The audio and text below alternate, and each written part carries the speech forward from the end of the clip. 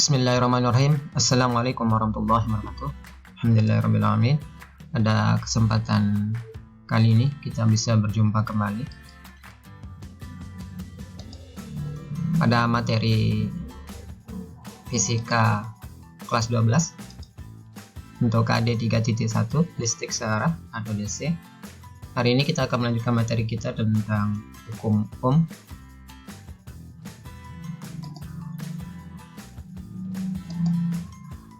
Pada awal pertemuan kita sedikit menyinggung kembali terkait dengan arus searah atau direct current, sedikit perbedaan mengenai DC dengan AC.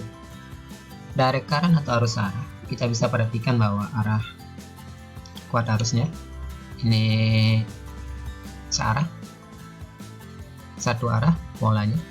Sedangkan kalau yang arus bolak-balik atau AC, alternating current, ini kita bisa perhatikan arahnya dua.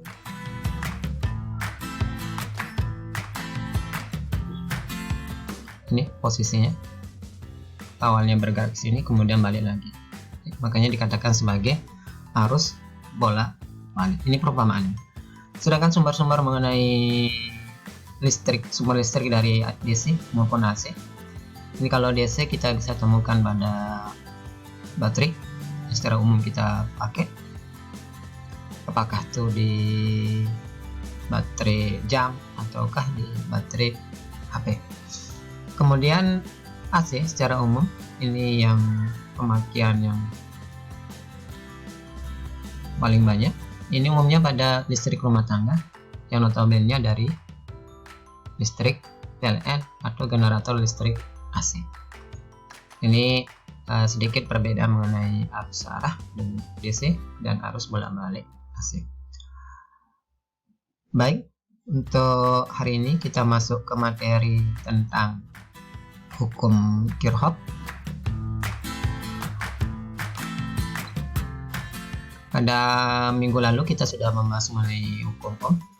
Persamaan yang diberikan seperti ini, persamaan matematisnya I kali R kemudian I sama dengan I per R. Dua hukum ini nantinya, hukum Ohm dan hukum Kirchhoff, sangat menjadi dasar dari pembahasan listrik untuk materi-materi selanjutnya.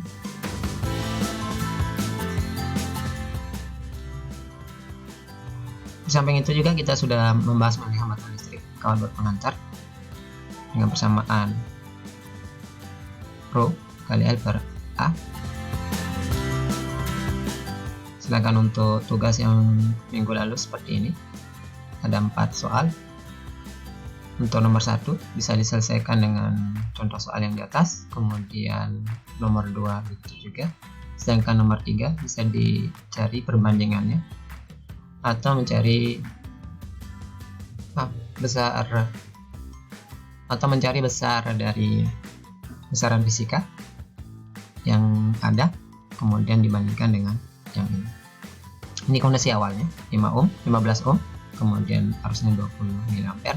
Bagaimana kalau hambatannya menjadi 10 ohm, berapa kuat arusnya? Dengan menggunakan persamaan daripada hukum Ohm. Kemudian nomor 4 penyelesaiannya sama dengan ini. Baik, kita coba ke materi yang ini. Sebelum kita masuk ke hukum Kirchhoff nantinya, hambatan jenis kawat berpengantar secara umum, hambatan ini bergantung pada perubahan suhu dengan persamaan seperti ini. Rho pada kondisi suhu T, Rho pada kondisi suhu awal dikalikan 1 plus alfa delta T. Alfanya adalah koefisien suhu, delta T adalah perubahan suhu dalam derajat Celcius. Karena hambatan jenis kawat ini dipengaruhi oleh perubahan suhu, maka secara otomatis kita mengatakan bahwa hambatan listrik juga dipengaruhi oleh perubahan suhu, dimana persamaannya juga sama, perbedaannya hanya di simbolnya saja.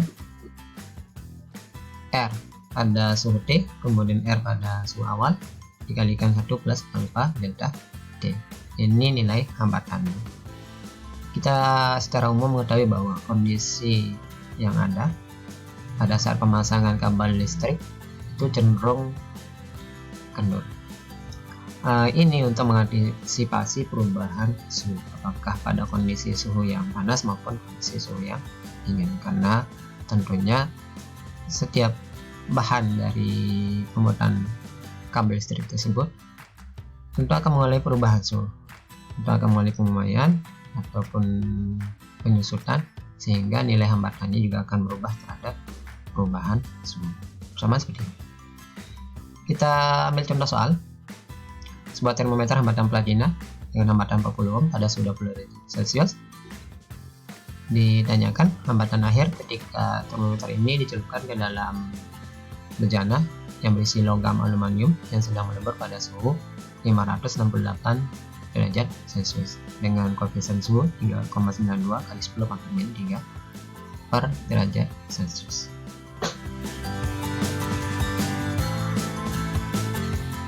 Ini yang diketahui, hambatan mula-mula, suhu awal dan suhu akhir, dan koefisien platinanya. Sedangkan ditanyakan adalah hambatan akhirnya.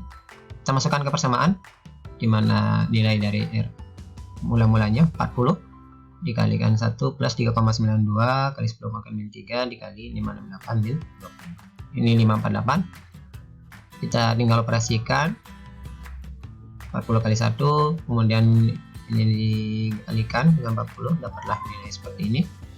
Tinggal dikalikan pada kondisi seperti ini. 40 plus 86, 126 ohm. Jadi kita bisa perhatikan nilai hambatannya bisa kita katakan meningkat 3 kali lipat dari kondisi awal karena adanya perubahan suhu. Itu sedikit mengenai hambatan kawat yang dipengaruhi oleh perubahan suhu.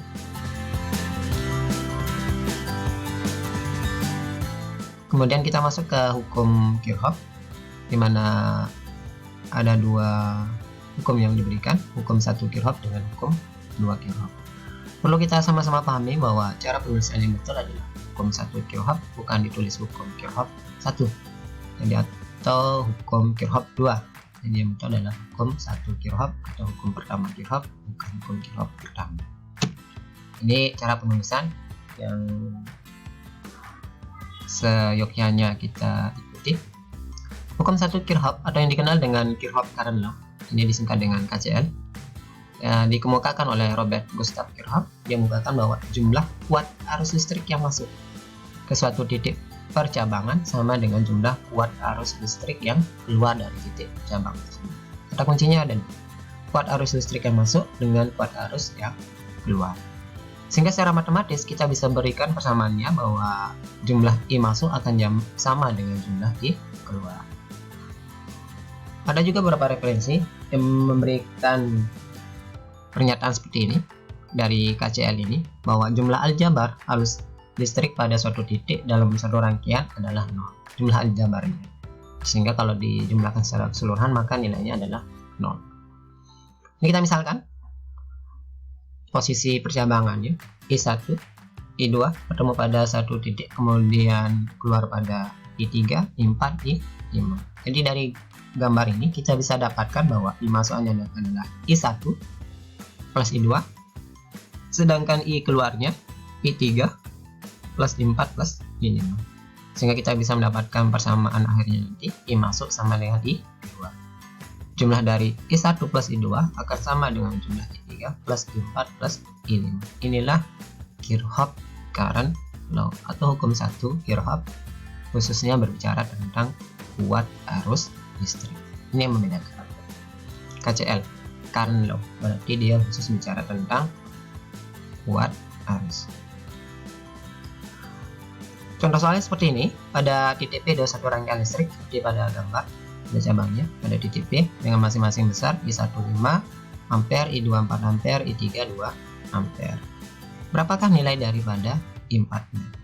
Kita tulis yang diketahui terlebih dahulu, kemudian I4 nya. Dari gambar kita bisa mengetahui bahwa I masuknya adalah I1 dan I2. Jadi masuk I1 plus I2, I keluarnya I3 plus I4.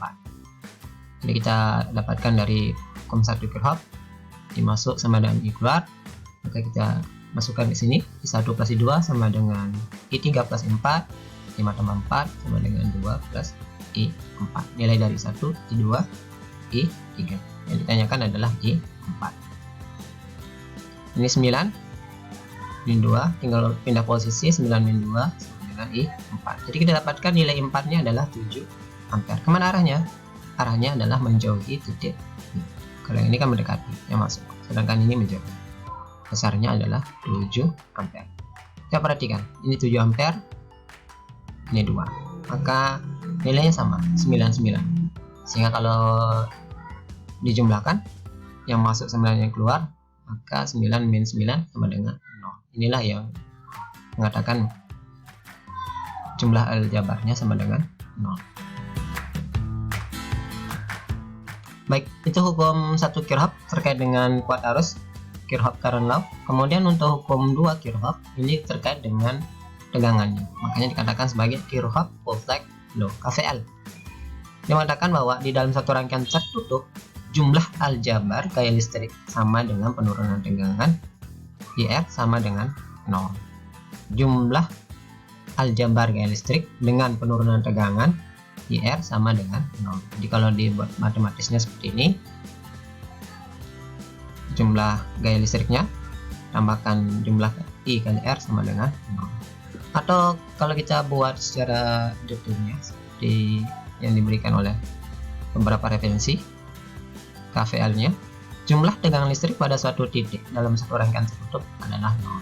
Jadi jumlah V sama dengan 0. Mana yang disebut dengan rangkaian tertutup? Ini rangkaian tertutup, ini rangkaian.